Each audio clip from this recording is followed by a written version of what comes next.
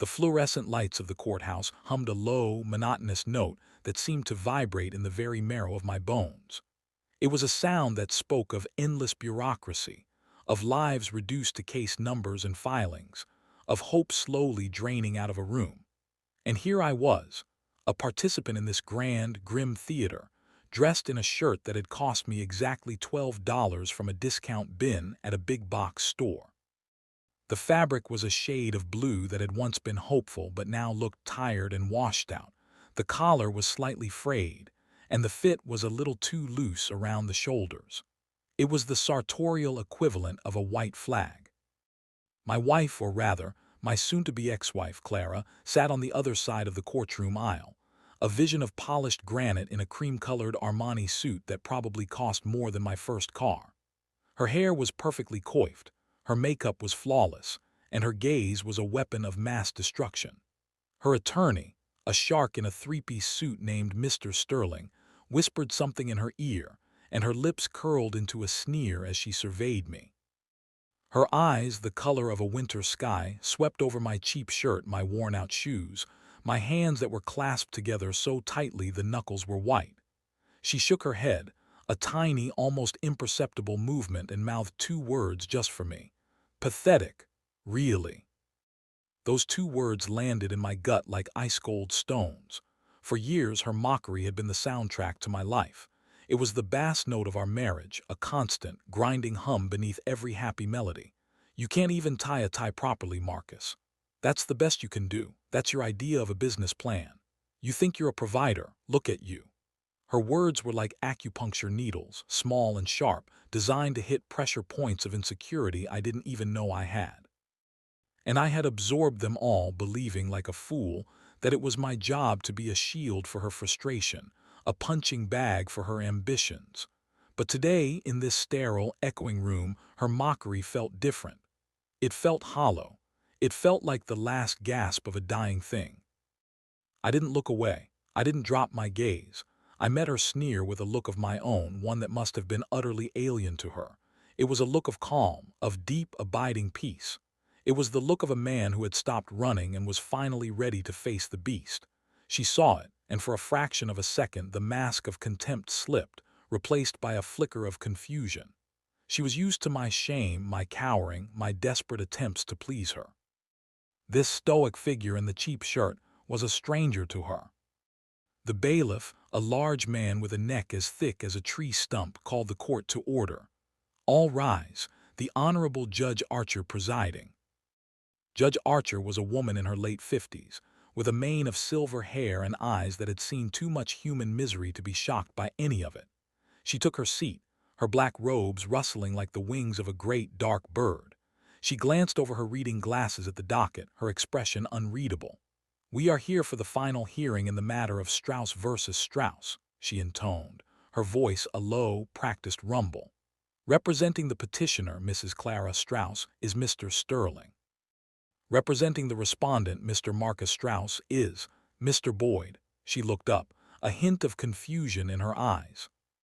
A timid man in a rumpled suit and owlish glasses rose from a seat near the back. "Why, yes, Your Honor. I am the court-appointed counsel." Clara's laughter was a sharp, brittle sound that cut through the hum of the room. She didn't bother to stifle it. "Court-appointed. Oh, that is rich," she whispered loudly enough for the entire gallery to hear. "He can't even afford a real lawyer. This is going to be a slaughter." She said it with the joyous anticipation of a spectator at a gladiatorial match.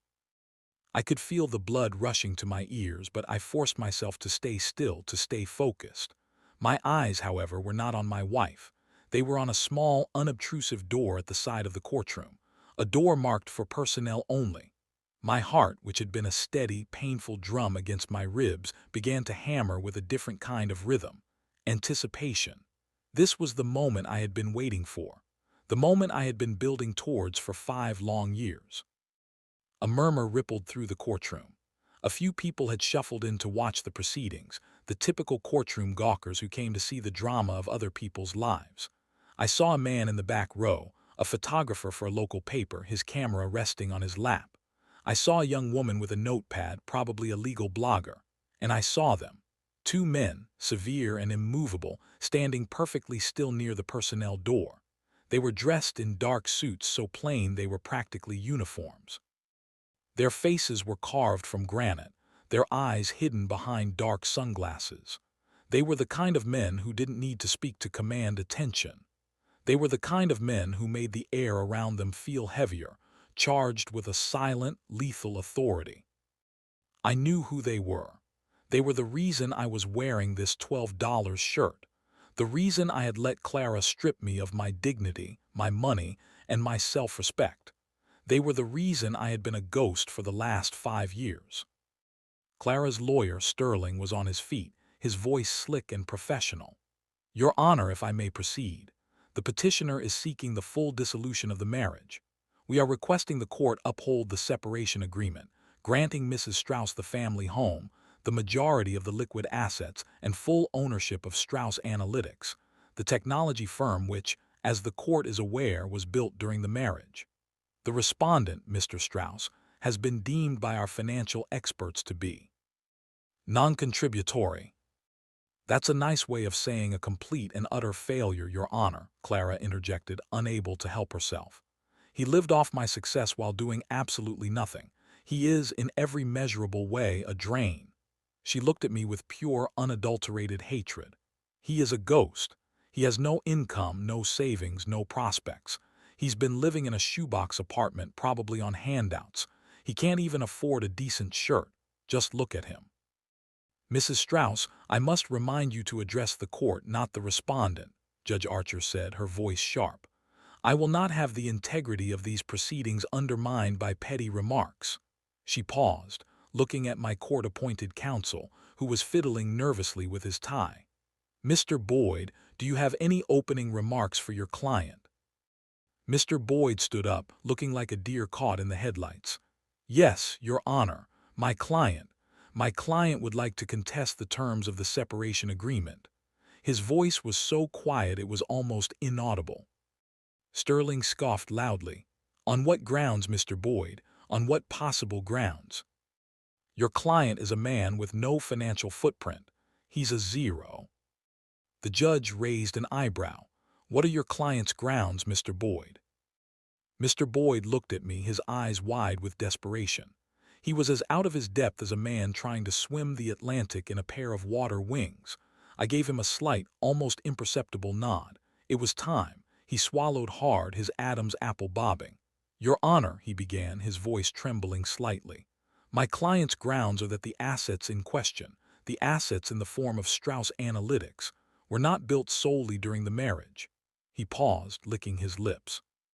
The intellectual property, the coding architecture, the initial client base, they are his. They were created by him before the marriage and are therefore his separate property. The courtroom went silent. The only sound was the faint hum of the fluorescent lights. Clara stared at her lawyer, her face a mask of disbelief. Sterling's jaw went slack for a moment before he recovered. That is a farcical accusation, Your Honor. The company was founded during the marriage. I have the incorporation documents. They bear the date of our marriage.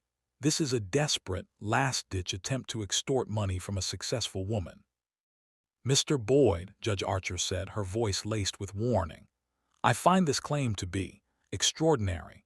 You are asking this court to believe that this man, she gestured towards me, the man who has presented no financial records of his own for years, is the secret creator of a multi-million-dollar corporation. The burden of proof for a claim like this is enormous. Where is your evidence? Mr. Boyd looked like he was about to be sick. The evidence, Your Honor, the evidence is, His voice faltered. He couldn't do it. He was just a court-appointed mouthpiece, a pawn in the final act of my long game. I felt a pang of pity for him, but there was no time for that. The moment had arrived. I took a deep, slow breath, the air tasting metallic and cold. I lifted my chin, and for the first time I spoke directly to the judge, my voice clear and strong, cutting through the tension like a hot knife through butter. Your Honor, I said, my voice echoing in the quiet room, if it pleases the court, I would like to speak. This isn't a matter for lawyers, Your Honor. It's a matter of truth. And the evidence is not in a filing cabinet. The evidence is a man. Clara laughed again, but this time it was tinged with a nervous edge. A man? What man? Are you going to bring in one of your loser friends to be a character witness? This is pathetic, Marcus. Just stop. Stop embarrassing yourself and me any more than you already have. I ignored her. My eyes were locked on the judge. I'm not bringing anyone in, Clara. I'm bringing myself out. I slowly rose to my feet, the cheap fabric of my shirt pulling tight across my shoulders. My name, Your Honor, is Marcus Strauss, but that is the name you know me by. It's the name I used when I married Clara. It's the name she and her lawyers have on their incorporation documents. It's the name of the man who was supposed to be a ghost. I paused, letting the weight of the moment sink in. I could feel the eyes of everyone in the room on me. I could feel Clara's confusion and mounting fury. I could feel the thrill of the two men in black near the door as they stood just a little bit straighter. But that name, I continued, my voice dropping to a low, resonant hum, is not my real name. It's a name I took to protect the real one, to protect what was mine, to hide from a past that was trying to kill me. The confusion on Clara's face was palpable. What are you talking about? Marcus, sit down. You're having a psychotic break. I knew you were unstable. Your Honor, this is a display. I demand the court order him to be quiet. Judge Archer held up a hand, silencing her. Her eyes were fixed on me, a new intensity in her gaze. Mr. Strauss, I strongly advise you to proceed carefully. What you are saying is highly irregular. You are suggesting the court has been misled. Not misled, Your Honor, I said softly, protected from the truth for my own safety. I raised my hand and pointed a finger not at Clara but at the two men standing by the personnel door. Those men are not here for a different case. They are here for me. Every head in the courtroom swiveled to look at the two men. They remained as still as statues, but the air of menace around them was now tangible. A collective gasp ran through the gallery. Mr. Strauss, you are bordering on contempt, Judge Archer warned. Explain yourself now. Of course, Your Honor, I said. I was always interested in the intersection of code and financial systems. Deeply interested. The systemic vulnerabilities, the trust mechanisms. Back in my early 20s, I was a hacker. A white-hat hacker, mind you. I exposed flaws in banking networks and data security protocols. I went after the kinds of people who thought they were untouchable, international syndicates, offshore tax havens, financial terrorists. I was good at it. Too good, perhaps. I thought I was a ghost, an untouchable digital phantom, but the real world has teeth. I saw Clara's face go pale. The color drained from her cheeks so quickly it was as if a plug had been pulled. She had no idea who she had married. None. I was tracking a particularly aggressive and powerful group, I continued. A consortium of individuals with connections to organized crime. I found a digital trail leading to a man who was laundering billions. I was close, very close, to handing the entire case to the authorities, but they found me first. I walked a few steps, my shoes echoing on the polished floor. I was in a warehouse in Prague, my own safe house. They came for me. The only way I survived was to disappear. My name, my identity, my life. I left it all behind. I created a new person, Marcus Strauss, a nobody, an accountant with no ambition. A man so bland, so utterly average that no one would ever look twice at him. I became a ghost in plain sight. I came to America, the last place they'd look for a wanted ghost from the European cyber-espionage scene. I turned to face Clara. She was gripping the armrest of her chair so hard her knuckles were white. Her perfect composure was shattered. She looked terrified. Meeting you was an accident, I said, my voice softening. A beautiful accident. I fell in love with you, Clara, I thought. I thought for the first time in years I could have a normal life, a life with a wife, a home, a future. I told myself the past was dead, that I could bury it, but I never told you the truth. I couldn't. I was too afraid of endangering you, too afraid of losing you. So I let you believe I was the pathetic, failed man you saw. I let you take everything. The house. The money, the credit for my work. I encouraged it. I made you the public face of the corporation because I couldn't be. I couldn't risk the light of day. It's a lie, Clara whispered, her voice shaking. It's all a lie. You're just trying to manipulate me. You stole. You stole my life's work. You are a liar, a fraud. No, Clara, I said gently. I'm a man who spent 7 years proving that money laundering network was real. But more than that, I am the man who just led the authorities right to them. I started my company as a shell, a front for my real work. I built Strauss Analytics not just to create a successful software company, but to create a perfect digital honeypot. For the last 5 years, this corporation you so proudly built was my Trojan horse.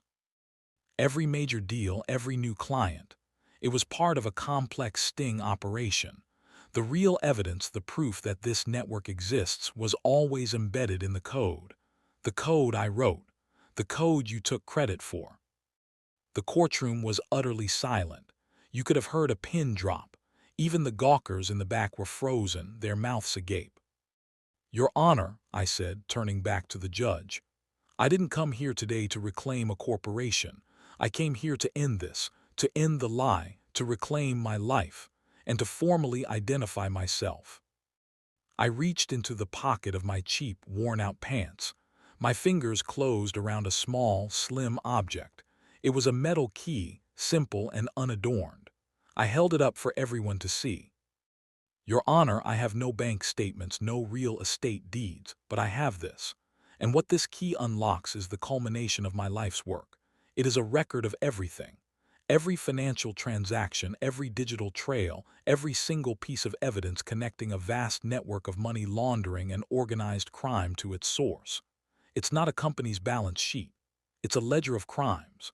My ghost may have worn a $12 shirt, but my legacy was written in code.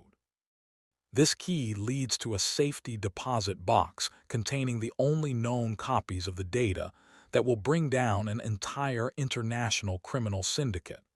I was hiding from them, and I was waiting to give this evidence to the people who can use it. At that moment, the 2 men who had been standing by the personnel door moved. They didn't rush. They didn't cause a scene. They simply walked forward with a smooth, implacable grace that commanded absolute attention. They stopped at my side, their presence immense. One of them, the taller of the 2, spoke for the first time. His voice was a low, gravelly rumble that seemed to emanate from the floor. Sir, we have been watching you for years. We were told you would reveal yourself when the time was right. The department is ready for you. Clara's face contorted in a spasm of fury, fear, and disbelief. This is insane. This is a performance. He's a lunatic. He's trying to steal my company. He's a fraud, Your Honor, I swear. The tall man in the dark suit turned his head slowly and fixed Clara with a gaze so cold it could have frozen the flames of hell. Mrs. Strauss, do not make this more difficult for yourself. The company is indeed his intellectual property. The evidence he has gathered will be used to bring his target to justice. It also reveals that you, as the public face of the corporation, have been unknowingly a part of a money laundering front. Though your assets were instrumental in hiding the scope of the operation, the full extent of your participation will be investigated. We have a warrant to seize all financial records and company data. You are, for the time being, a person of interest. Sterling the lawyer looked like he had swallowed a wasp. On what authority are you making these claims? The tall man didn't even glance at him. He produced a badge from his jacket. United States Department of Justice, Cybercrime Division. He looked back at me. Mr. Strauss, we are ready to extract you and your assets. There is a team waiting. We need the key and the location of the data. I looked at Clara one last time. She was sitting in her chair, utterly broken. The woman who had mocked me, belittled me, and stripped me of everything was now a shell. Her Armani suit looked like a costume, her perfect hair like a mask. She was terrified, confused, and utterly defeated. A woman who had demanded the world was now faced with the terrifying prospect of being held accountable for being a small part of something much, much bigger than she could have ever imagined. The key and location are yours, I said calmly. I've been waiting to give them to you for years." The judge slammed her gavel down, the sharp crack echoing in the silent room. "This court is in recess. We have a matter of national security. Mr. Sterling, I suggest you advise your client to cooperate fully with the authorities." "Your Honor, this is a farce." Sterling sputtered, but his voice was weak. He was a shark, but he was in an ocean he didn't recognize. The two marshals flanked me. One of them gently took my arm. "Sir, we need to move." I nodded. I started to walk with them, but I paused for a moment, looking back at Clara. The cheap shirt, the frayed collar, the worn-out shoes. None of it mattered anymore. She was looking at a man she had never known. "Clara," I said softly, "I never meant to hurt you. I loved you, more than I loved my own life. But I couldn't tell you the truth. It wasn't the shirt that was pathetic. It was our whole marriage. It was built on a lie." And then I was gone, led out of the courtroom by the silent, unyielding force of the law, a ghost finally made flesh. I didn't look back. I didn't want to see the tears streaming down her face, the shattered remnants of the grand illusion she had lived in. I had spent 5 years as Marcus Strauss, the loser. I was finally walking out as the man I had always been. The man who had the courage to wear a $12 shirt and watch the world burn down around him. Behind me, I heard the muffled wail of my wife, a sound of pure, unadulterated despair. The mocking laughter, the condescending remarks, the years of emasculation, they all evaporated in the face of the truth. She had mocked the ghost, not realizing the ghost was the one holding the keys to the kingdom. The irony was so profound, so devastating, it almost made me smile. The man in the $12 shirt hadn't just walked away from a divorce. He had walked away from a whole life of lies and into the dangerous, exhilarating unknown of his true self. The end was not an ending at all. It was a beginning, a terrifying, beautiful, and absolute beginning.